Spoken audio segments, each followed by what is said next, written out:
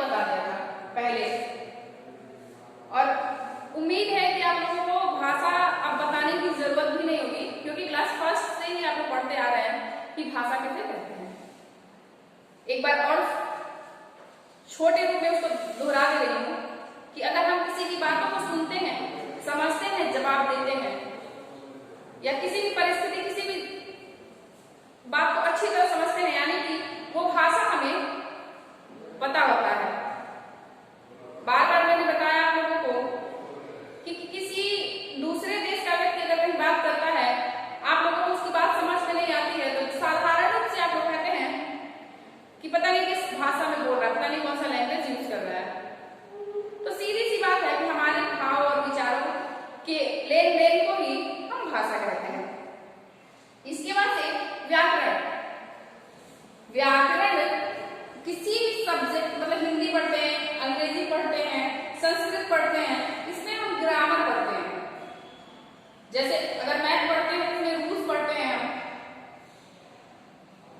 तो इसी तरह से ये इनके मुख्य बिंदु होते हैं। अगर हमें हिंदी अच्छी तरह से जानना है, हमारी भाषा को अच्छी तरह से जानना है, तो हमें हिंदी व्याकरण के विषय में जानना बहुत आवश्यक होगा। तो सबसे पहले समझते हैं कि व्याकरण हम पढ़ते क्यों हैं। किसी भी लैंग्वेज को, किसी भी भाषा में अगर हम व्याकरण पढ़ रहे हैं, तो उस भाषा के शुद्ध रूप का ज्ञान, जो नियम कराते हैं, या उनके नियमों को, उनके तथ्यों को और गहराई से जानने के लिए हमें व्याकरण का अध्ययन करना होता है। अगर हम व्याकरण नहीं पढ़ते हैं तो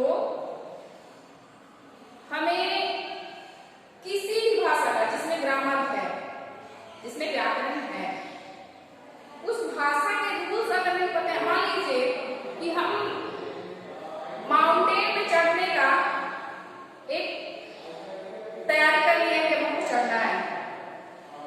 अगर माउंटेन पे, जो हम माउंटेन पे जाने वाले, वहां का रास्ता, उस हिमालय पर्वत पे हम जाने वाले हैं, वहां का रास्ता हमको पता नहीं है, तो कैसे जाएंगे? मान लीजिए एक प्लान बनाते हैं कि हमें दिल्ली जाना है, हमें दिल्ली के बारे में कुछ पता नहीं है, दिल्ली का रास्ता सबसे पहले अगर जहां हमें जाना है तो उसके रास्ते को सही तरीके से जानेंगे, उसके विषय में सही तरह से जानेंगे कि वहां जाने के लिए इस समय क्या मौसम है, किस तरह के कपड़े चाहिए, किस रास्ते से हम जाएंगे तो अच्छे तरह से, अच्छे समय से पहुंच जाएंगे। तो वही चीज है कि अगर हमें हिंदी को अच्छी तरह से जानना है, उसके रूल्स को जानना है, उसके नियम को जानना है, तो हमें व्याकरण पढ़ने की आवश्यकता है। तो व्याकरण की परिभाषा होती है किसी भी भाषा का शुद्ध रूप का ज्ञान कराने वाले जो नियम होते हैं, वो हमारे व्याकरण कहलाते हैं। और व्याकरण में हम शब्द रचना, वाक्य रचना पढ़ते हैं कि अक्षर कैसे बनता है, अक्षरों से शब्द कैसे बनते हैं, और शब्दों से वाक्य कैसे बनता है। इसके पहले मैंने आप लोगों को बताया था। और जब हमारा वाक्य कंप्लीट हो जाता है, पूरा हो जाता है, पूर्ण हो जाता है, तो व्याकरण का निर्माण हो जाता है, भाषा का निर्माण हो जाता है। और व्याकरण के माध्यम से ही, जैसे अगर हम एक प्रश्न लिखते हैं, मान लीजिए एक कोई शब्द लिखते हैं, कोई वाक्य लिखते हैं, यह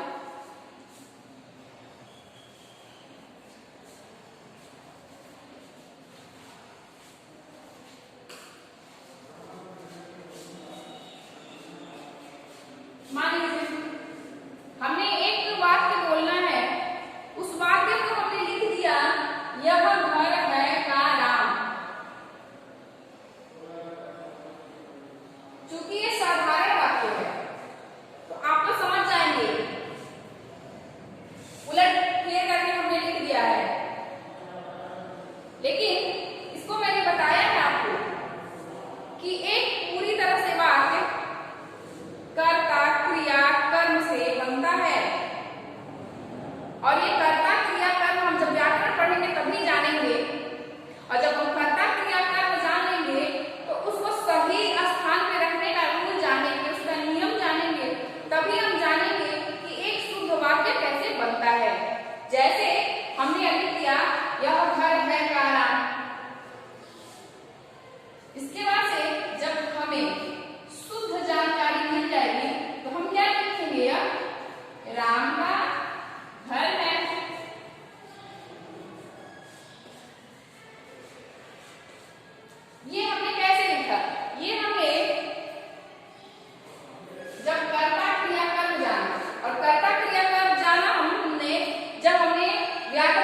अच्छी तरह से पढ़ लिया, व्याकरण के विषय में अच्छी तरह से जान लिया, तो किसी भी भाषा का शुद्ध रूप का ज्ञान जो नियम कराते हैं वही व्याकरण कहलाते हैं।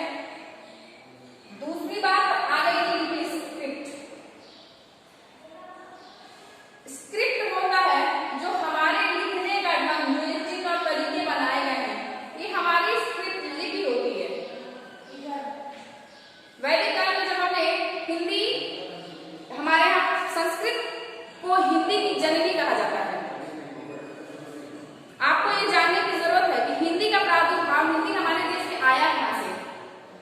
हमारे वैदिक काल में लोग संस्कृत, वहां उस समय तो सभ्यता थी नहीं, और जब वैदिक काल में जब हम लोग सभ्य बने, कुछ लोग बहुत ज्ञानी थे, उनने संस्कृत भाषा का प्रयोग करना शुरू किया, और संस्कृत भाषा का प्रयोग करते हुए जब लगा, देखिए कुछ चीजें होती हैं कि अगर हम स्टार्ट करते हैं, शुरू करते हैं, तो कुछ चीजें होती हैं बहुत कठिन होती हैं, आपने देखा होगा।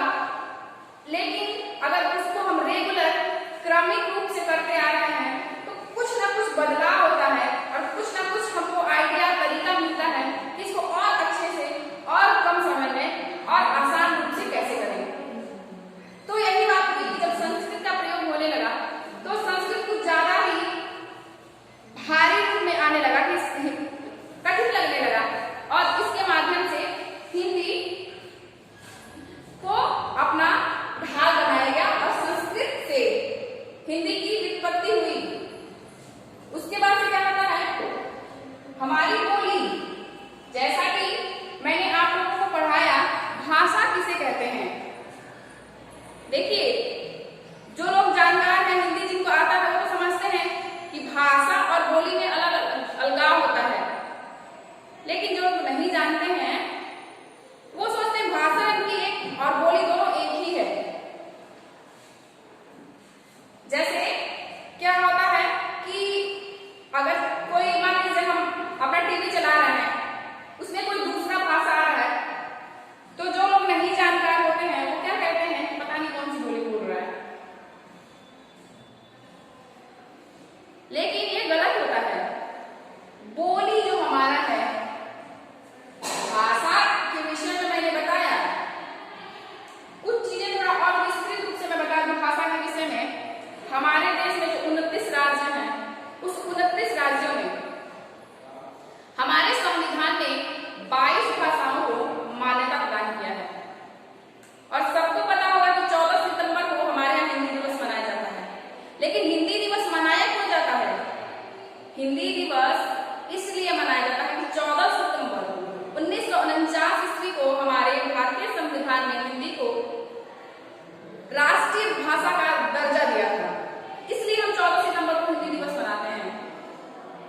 हमारे पूरे देश में 22 ही भाषाएं हैं जिनको मान्यता प्राप्त है। इसके अलावा आप सोचिए कि 29 राज्य में क्या 22 ही भाषाएं बोली जाती हैं? नहीं बोली जाती है, पता नहीं कितनी भाषाएं बोली जाती हैं। इन भाषाओं को छोड़ के जो बोलते हैं, जो बोली बोली जाती है, उसको बोली कहते हैं। यानी कि बोली का मतलब एक विशेष क्षेत्र में, जैसे क्या होता है, अभी देखिए, अभी हम यहाँ हैं तो जिस लैंग्वेज में हम बोल रहे हैं, हाँ वही है, बातें वही रह रहे हैं, लेकिन अगर इसी भाषा को बिहार के आदमी आते हैं और बोलते हैं तो हम समझ जाते हैं, लेकिन उनका टोन अलग होता है, कुछ उसके वर्ड्स होते हैं, उनके शब्द होते हैं जो अलग होते हैं, क्योंकि उस क्षेत्र का प्रभाव उस पर पड़ रहा है। इसलिए हम बोली को कहते हैं कि विशेष क्षेत्र में बोली जाने वाली जो भाषा होती है उसको आप बोली कहते हैं। और बोली जो होता है ना, उसका क्षेत्र सीमित होता है, क्योंकि बोली में भी कुछ लोकोक्तियां, कुछ कहावतें, कुछ ऐसे कहानियां बना दी गई हैं,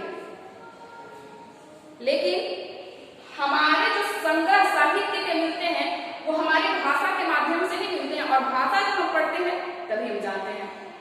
तो आज